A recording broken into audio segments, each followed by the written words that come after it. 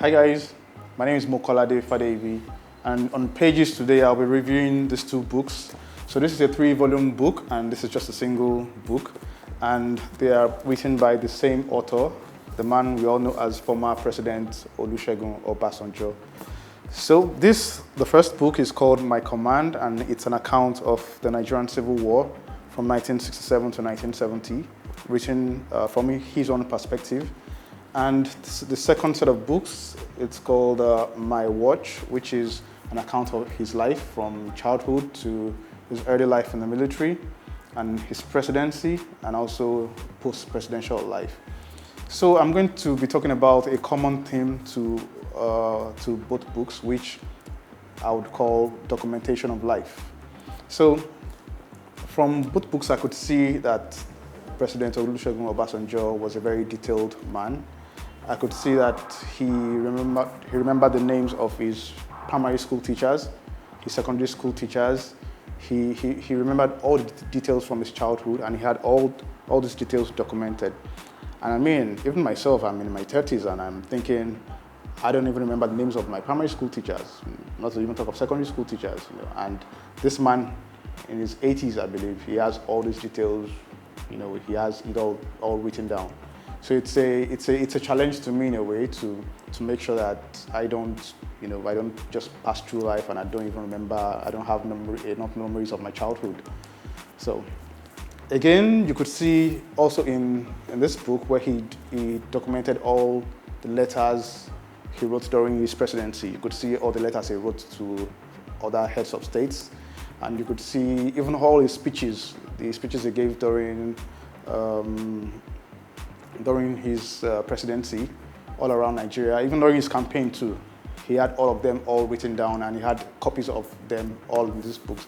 Again, if you go back to My Command, which is an account of the Civil War, President Olusegun Obasanjo had details of all the troop movements. He could tell you the dates that the troop moved from this town to that town. He could tell you the dates that this battalion moved from this border to that border, and he had everything well documented, and I could only marvel at it. And I was thinking, in the middle of a war, how could this man even remember all these details? Like, I'm sure he probably had like a diary where he recorded all these accounts even while the war was going on, while he was a general in command of, I believe it was 3 Marine Commando back then.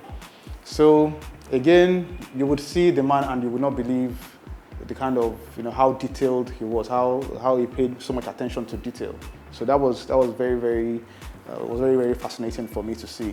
And the second thing I would highlight from these books is the fact that the man himself, when you see him, President Olusegun Obasanjo has tribal marks.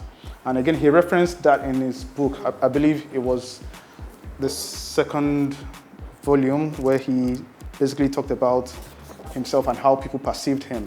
And he said, and I quote, "Some people look bright and smart," he said, "but God concealed mine."